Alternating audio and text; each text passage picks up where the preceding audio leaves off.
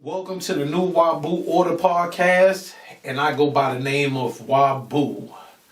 And right now, I got a special guest host with me today. He's heavy into the community as far as activism. Is that a word, activism? Just a word. Yeah, activism. he's heavy into that. He does tours of the Gainsboro area. That's a historical black area in Roanoke, Virginia, Star City. He does all type of things with education with children, and he's a great father to his daughter. Sometimes he's a sucker, but it's a lot of things with him. But we got Jordan Bell here with us. My boy, you still the same. Oh yeah, I ain't never changing, man. I ain't never changing. Do a leopard? Does he lose his spots? A leopard never changes his spots, right? Well, then you know that. I So you know I ain't changing. In here so I can give you this word. Yeah, well, let's go. Well, now I'm gonna give you this work, but we talking right now. What you got going on right now as far as tell them about the tours that you do. So, like you said, I do tours of the historical Gainsboro community, and it was a blessing and a proud father moment last week when my 11-year-old daughter Zariah actually led her first tour. Yeah, I was watching that. So I've been giving tours of Gainsboro for probably about the last 2.5, 3 years. We've toured probably close to about 1,000 people over those last few years, and the tours just basically go to important institutions, homes, hospitals, libraries, businesses in the Gainsboro area. And as you said, Gainsboro was a historical black community, the business district of Southwest Virginia for African Americans, 100 years ago during the times of segregation. So that's what we do. We give tours of that community. So tell me why these tours are important. I understand everything you're saying, but why they are important for right now.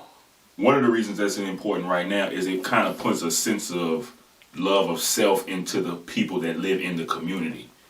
So if you live in a community and you don't know anything about that community, the importance of it, the people that come from that, you might not take care of your yard, you might not take care of your home, you might disrespect your neighbor, you might disrespect the people that live in that community. And so these tours are important to put that sense of love of self into the people first that live in the community, and then the people that come outside of the community.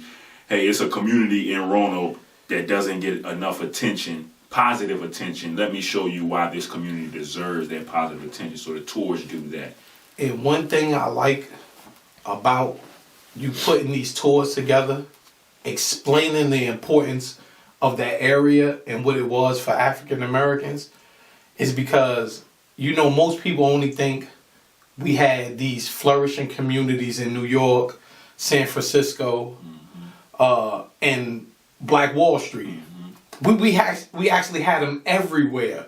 It just wasn't these places. And just like San Francisco, Harlem in New York, Fillmore in San Francisco, Black Wall Street in Oklahoma, Harlem in New York, it was destroyed everywhere. So it just wasn't those three places. They kind of try to make us think it was them three places, but these places were everywhere where we had thriving communities as far as African Americans go. And it just gives you a sense of pride, you coming from Roanoke, Virginia, to know we had that here too. They had it in Richmond, Norfolk, all over. I always tell people you didn't have to move away to Charlotte or New York when you lived here in Roanoke, because all of that was here. So it's important to know that. And so what more are you doing involving the tours? Like, are they branching off tours? Is it branching off to any other type of businesses? So we do. So we also do presentations. So on Wednesday I'll be presenting to a college course at Hollins University. What's the date on that? April 21st, 11:30 a.m. Wednesday. So I'll be It's tours, it's presentations, putting together a documentary on Gainsboro, writing a book on the Gainsboro history, just different things about, trying to renovate a home in Gainsboro. Yes. The goal of all of this is to completely change the neighborhood to what it is supposed to look like and supposed to be. And that's a thriving African American community that welcomes our people into it without fear of safety. We need safety in our community. We need love of our homes, our yards. So I'm hoping that these tours and these presentations help the city of Roanoke and the people in the community just change Gainsboro back to what it was. Because that community right now knows nothing about that area. It's going to be a hard task. Yes, absolutely. To unfortunately, our community, for the most part, they don't like to learn. They see it as being corny, boring, boring to learn. If you told them something like Gucci Man was from that area, they would have went crazy. But you telling them, well, this prominent figure, Dr. Clater, or other prominent figures came from this area, they don't really care about that because it doesn't relate to the now. It doesn't relate to them now. It's not involving popping pills or doing some corny stuff. No, so I'm trying to figure out how to relate that history to people now to show and it's a good thing that you young, so they like, well, dude is my age and he's coming from where I'm coming from. So that's a good thing right there, but it's just it's gonna be hard, but I know you're willing to fight through it. I mean, you've been in this community for way longer than I have. In the conscious community and the self knowledge community. You've been in this community way longer than I have, so you know more than anybody. How hard a task it is to wake black people up. And being part of the quote unquote term is like a poor righteous teacher. That makes it even harder. But once you know the truth, I think I was telling Brandon Crafter this, and I hate the fact I be saying y'all whole names. Like, that's wild country. First off, just to say somebody whole name, like I don't want to say the person name because like now he's a slime ball, but he put me on to that saying somebody whole name. I used to think that was crazy, like somebody coming to you and be like, hey, my name is Bartholomew Johnson. Like, but now I call you Jordan Bell. I call Brandon Crafter. Like, if somebody say my whole name, I'm like, yo, what type of police shit is this? It's crazy. Getting up there in the old head. Yeah, I'm definitely an old head. You see the grays. yeah. But, man, what was I just saying? You were just talking about the importance of waking people up in the community, how hard that's going. That's definitely going to be a task, a hard task. And at times I gave up on that task. And, because I was like, damn, all they want to be is destroyed. And be, because we can use that power for good and bad. We could definitely, I think it's being used for bad more now than it was, 60 years ago when we had, 60 years ago, we had to stick together. Yeah. Today, you can live wherever you so choose if you can afford it. Yeah. And the thing is, if you get a couple of dollars, move out of the hood and move basically where the white people at. But when you do that right there, you showing inferiority. Yes. You showing that you like they are supreme to us. We have to move to there. I have to go to the county. I have to go to where these white people are, and your kids is going through it in school. And this is just a little side thing. You seen that movie Them? I was watching it this morning. Yeah, that joint is crazy and it's wild, satanic and demonic, but it's a crazy movie. But it's really, you gotta go, Brandon. I see him looking at his time. But like now, but it hits some points. No, it in the actual show. It's like, why are we so thirsty to the point of we living in fear to live in these neighborhoods, and now your kids got to go to the school where they're going to be tortured. You get what I'm saying? It's kind of like you said, it's an inferiority thing. It's kind of, we have to move over here because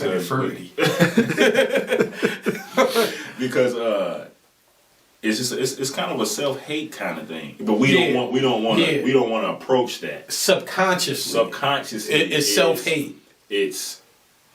Because the neighborhood I live in, the homes over there are beautiful. Yeah. But I can't get anybody my age to move over there because it's quote unquote in the hood. In the hood. But you put that home, 20 minutes away from my neighborhood in a different neighborhood, they'll be more than glad to pay, $200,000 more. Yeah, man. Than what I paid for. So and they'd be glad for their kids to go to school and be called niggas and beat up on and all of this, but who started that mind frame for us is the generation before us. Mm-hmm. During the civil rights era, which was something I always say was stupid and crazy, they was crying and willing to die to go in their restaurants and eat. And we had our own restaurants in which we could cook better. It's just a fact. It ain't saying nothing. We could cook better because we cooked for them. So we cook better, and you're not going to get spit in your food. Ain't nobody gonna shit in your food, put a dick in your food, all type of wild shit that they gonna do. Nah, for real, they gonna do in that restaurant. And we were crying and fighting and willing to, at Woolworth and all that, willing to get spit on to eat this unseasoned food. That was a sick mentality that our ancestors had to do that. When we got better food. When we were going for the resources in their community to make sure that we got equal access to those resources, but in turn, our resources got completely stripped away. Yeah. And now, 60 years from that, and my mother always says this, her generation dropped the ball. Yeah. My mother was born in the 60s. Yeah. Her generation dropped the ball of not teaching us. Yeah. What her parents taught her in her generation. And they didn't just drop the ball because they dropped the ball. It was an agenda for them to drop the ball. It's always been a system to have that. Yeah. So so that's what makes it. So it ain't the people's fault for not embracing this history. Mm-hmm. I had this week somebody at my job told me I was racist because I love history. I love somebody black. It's always somebody demonic on that type of demonic wavelength. And he's a preacher and everything. And he told me that I was racist because I love history. So I said, how am I racist because I love history? I said, but if I was telling you the false history, Christopher Columbus discovered America, all the freak shit, white people's beautiful, and they did nothing wrong, and all of that, I would be right. And he looked at me and he was like, yes, you would be. That's the right history to say. And I said, yo, are you telling your congregation is sick? Does he have children? Yeah, he got kids, and they became baby coons. Yeah, they became baby coons. So, but the sick thing is you spreading this to your congregation and they listening to this. And then those individuals are taking it back to their families. Even just here locally on Facebook, I've seen a lot of preachers say, stop Asian hate. Stop this, stop that. None of these preachers not once said nothing about the anti-black hate that's been going on. I've noticed that too. Forever. I've noticed that. None of them, I got one right now on my Facebook. And so I say, hey, yo, say something about this. And every week something new come up. I said, why you don't say nothing about this, but you ran to say stop anti-Asian hate, which is not a thing. Because Asian hate is not a thing. They get money for it. They get... Yeah, they get a lot of all type of tangibles and all that stuff. You'll never see T.D. Jakes speak on any injustice involving black people. But he'll run and speak on injustice involving, what's that raggedy ass country? Israel.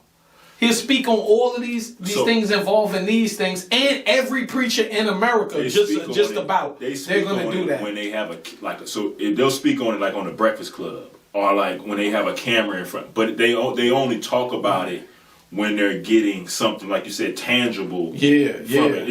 And ever since George Floyd last summer, TD Jakes never said nothing about George Floyd, right? I haven't heard. And locally, pastors never really said nothing about it. No, it has not been. Not to their congregation. They ain't never said nothing. But you know, back during the civil rights movement, that's who the leaders were. Yeah, that's a fact. The preachers. Yeah, the people in the that's church, a fact. They were out front. And I kind of... Because the church was the cornerstone of the black community. And that's just a fact. And what happened to that being that today? Like, what happened to that? Like, why isn't it that way now? My personal opinion, there's always something key involved in that. What happened to that? Just to break it down in a nutshell, white people. Mm-hmm. For the love of them, number one, it started with, and this is a whole nother story, it started with, the image of Jesus. Mm-hmm. They made the image to look like them. Why? Because subconsciously we will make God into them. We see God in them. Subconsciously. Even if you say we don't, you do. Mm-hmm. Every time they even changed his name to Jesus. Yes.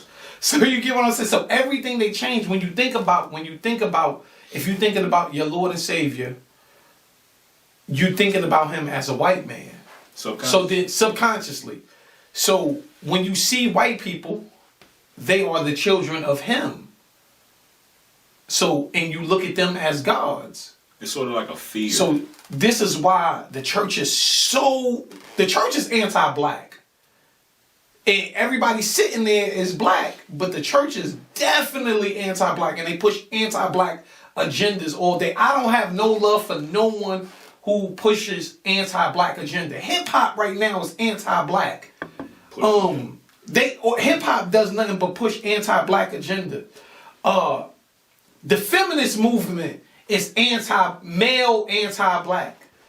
I have no love. Gangs are anti-black. Black gangs are anti-black. Because all they do is kill, rape, murder black people. So I have no love in my heart for nothing anti-black. And not to say I don't love hip-hop, because I love hip-hop probably more than anybody. No, but yeah. I'm just saying today's music in a nutshell. Because there is some people doing it the proper way. Yeah. And the underground tip. Mm-hmm. But what you hear on the radio and all of that, that's all anti-black music. It's definitely negative. Because when you hear the rappers say, call women bitches, what women are they calling bitches? Only black women. The women. Yeah, they're not calling white women, they're not calling Asian women, no other women bitches. Mm-hmm. They actually will call them queens. And then if you look in their lifestyle, their wives would be white. Asian, Hispanic, something foreign. Yeah. The foreign shit is wild corny too. That foreign shit is cheesy. But I always ask people, what's more foreign than a black person? What's more foreign than a black? We got we're the first humans of civilization. What's more? That's a fact. And then we're in America. What's more foreign than? That's a fact. What's more foreign? That's a fact. You know what I'm saying? And then if you look at anything, the whole world follows us. I always said if black people all go up on a bridge and jump off a bridge, the whole world is going to follow us. White people going to say, well, black people can't have fun in death. They ain't even going to do it. Everybody's going to do it. Even the most racist people, because they don't want us to have peace even in death. Even with made up stuff, when they say, the whole ghost thing, there's ghosts and all of that. I remember I'm seeing Paul Mooney say something that's true. He was like, there's no ghosts, because if there was ghosts, they will all come, the slaves will all come back and whoop your ass. So why wouldn't they even have ghosts? The ghosts don't be black. So it's white supremacy in the spirit realm too. All of it is for your subconscious. Yeah, subconsciously. So you think that, we don't even go to, when they make pictures and videos of heaven, you don't see not one black angel, nothing. Like, what's up? Not even in 2021. If we the first people here scientifically, a black pastor will say some sick demonic shit like white people's here first. Scientifically, we are the first people here. How we not in heaven? How we can't be a ghost? Yeah. We can't be none of that type stuff.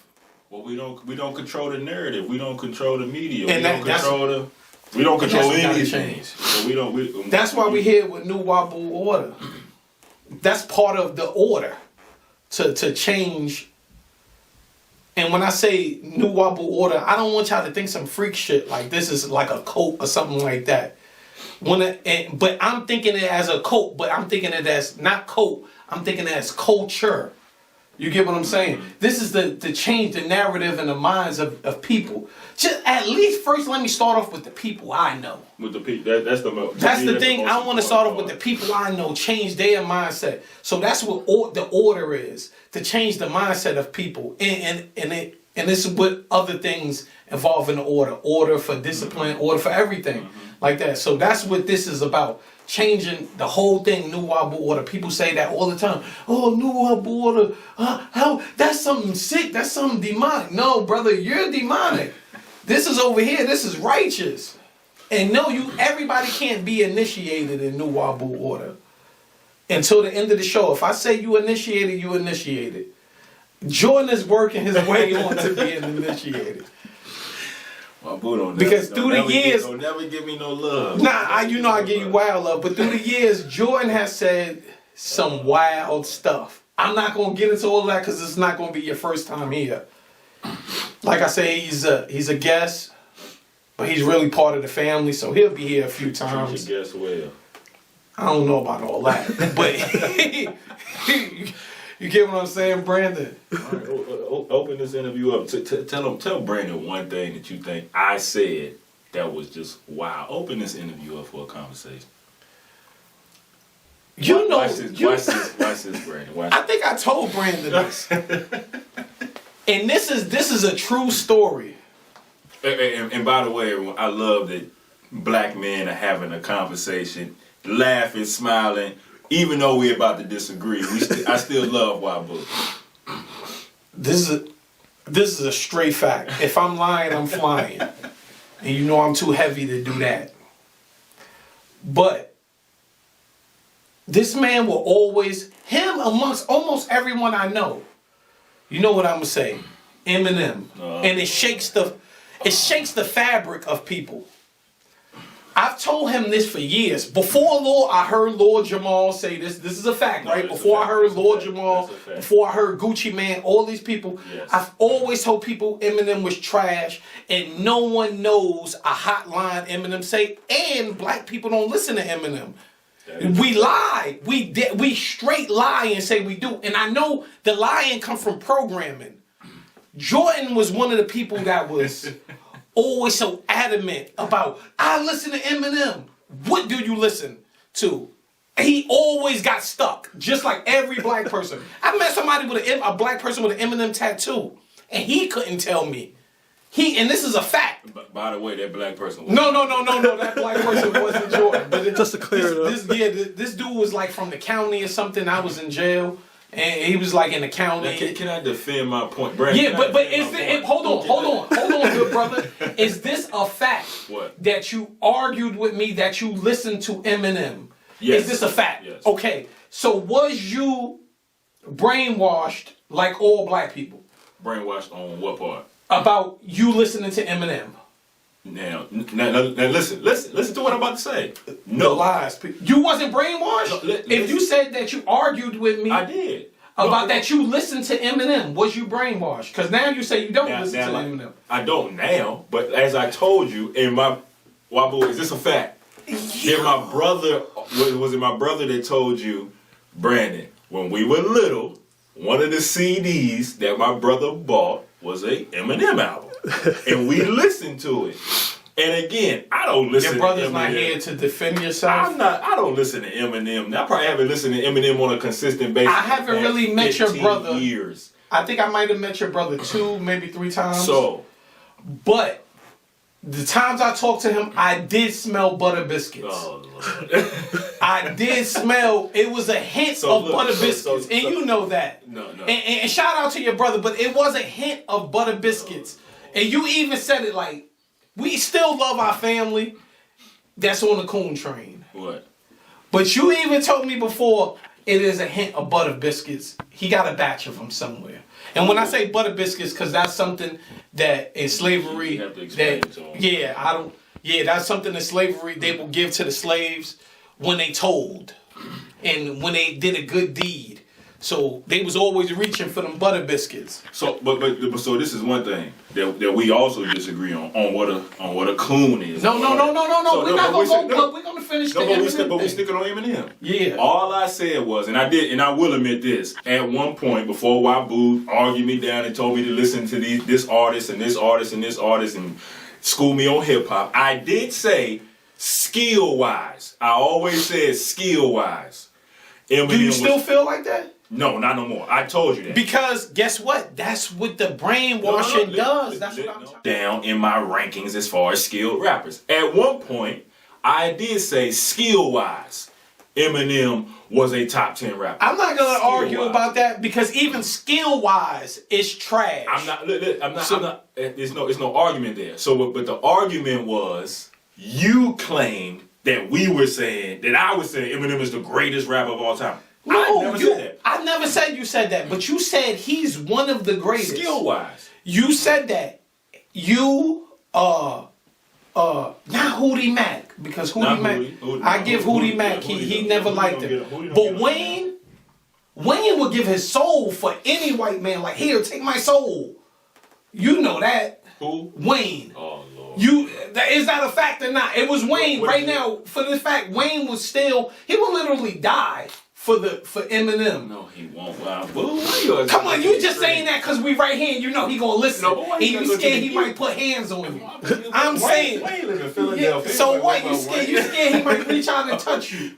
You scared he might. I'm saying it. You know, what's one white person in the world? He don't dislike no white person. Every white person is the best. Luka in the NBA, he's the best.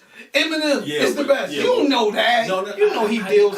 That's why I never trust them brothers with dreads, man. They be having wild type of like, all type of like thoughts in their head, and they trying to check them. Them dreads is an agent disguise. Wayne is not going to die over a white person. You know that. You know he will jump in front of a bullet for Eminem. No, he will argue you down about Eminem being a whack rapper. And we'll argue you down. And this is one point. At one point, y'all, Jordan really said this to me. Oh, I hope we stopped speaking for a whole year. It was not because of Eminem. The brother is not going to let me talk. Not because of Eminem. Go ahead. The brother's real hostile right now. No, man, he don't want to. I'm chilling. I'm not supposed to be arguing. The brother, yeah. The brother had told me that he don't see me as his brother no more. Cause I was talking about Eminem. Stop. This was sick. That was it was not over Eminem. What was it? It was not over. What was it over? It was over. You cooning. You butter biscuit. But I mean, but was you? No. Let's give a take because everybody has coon in their life. Was you coon? Now this will help. This will help the listening audience. We're gonna decide today what the definition of a coon is. You know what it is. You be trying to change. He be trying to change the goalpost. You know what a coon is. The coon could be. It could come through all type of things. Like what? The coon is having no self-love or respect for his own race. I have that. I never said you didn't have it because I know you have it. Another thing the coon is, I love everyone. That's part of cooning. That I love everyone. Okay. I love eagles. I love people. That's some crazy shit. That's what the coon would say. And I did say this. A lot of people coon and don't know they cooning. Truly don't know they cooning. Have you cooned before? Yes. Okay. I fucking have. Okay. And I've been like this since I was 12. And that's how I said, you can be psychologically messed up in your head and not knowing that shit can happen. I've repented for my cooning. I've repented when I've ever cooned. For your cooning? See, but let me give my definition. A coon to me is someone that goes against their people. Yes. Not like that. Knowingly.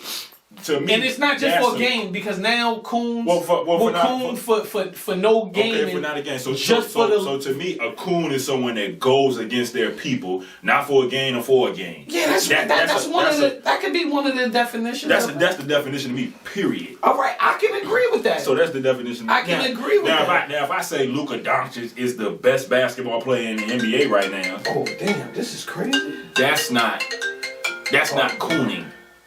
Damn. Hit the decline. Get up on social media. No, that was Doc right there. I'm sorry, y'all. That was my man, Dr. Imhotep. We gonna interview him next. So yeah, so see, that's the to me, that's the definition of cooning. But back to the topic of discussion. Now, Brandon, you see how wild and crazy that is.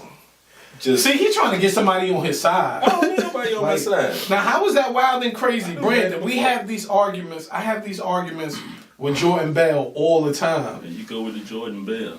And it's just the truth. It's just the truth, Brandon. Like, it ain't. Is it the truth? These arguments that I have with you? Because once I said all of this stuff about Eminem, I was happy years later somebody came out like Lord Jamal and said, No, you weren't saying that way before. I was saying, and then when Gucci Mane said this, now it all changed. No, you were saying when Gucci, because he is the god of ignorance. Now that's just the truth. So when you notice that when Gucci Mane said that, yeah. You seen everybody in the hood like, yeah, we never listen to Eminem. I've been saying, I've had death threats multiple times on Facebook. I really don't care. You see me do what you like. But I've had death threats multiple times over Eminem. And these are the same people that said that they loved Eminem and stuff. Now, when Gucci Mane says this, they don't, it ain't the truth. Yeah, man. Damn, I'm crazy. We sitting there, we both typing. Come on, Jordan Bell. It's your show, new Wabu. Yeah, I know, but you see, I was typing. He ain't gonna start typing when I'm typing. What type of freak shit he on? But like I said, when Gucci Mane has said that, then everything changed, and now everybody try to view it like me. Oh, we never listen to Eminem. That's a fact. I never been in no car, no one's house. No nothing, and they was listening to Eminem. You're right about that. And you've even lied and said that you listened to Eminem. I repeatedly keep telling you I have not listened to Eminem over the past. No, I know you don't want to say the word lying. You don't want to say that. You lie and say that you listened to Eminem? Yeah, I did at one point. You lied. Right? He don't want to say the. He don't want to say the word. He don't want to say the Brandon, word. if I'm saying I listened to Eminem at one point, I'm not lying about listening to Eminem. This is bugging out, y'all. I'm telling you right now, everybody in your community, I at one point listened to Eminem. I'm not lying about that. See, I love Jordan and everything, but certain things.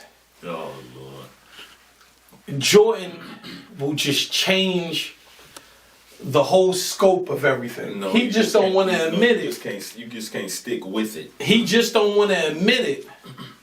But he said these things. I just said it. But can you say I said it? I was cooning at that point. I wasn't cooning. That's not cooning. That's not cooning to me. Oh man. That's not cooning to me. All right, we gonna leave.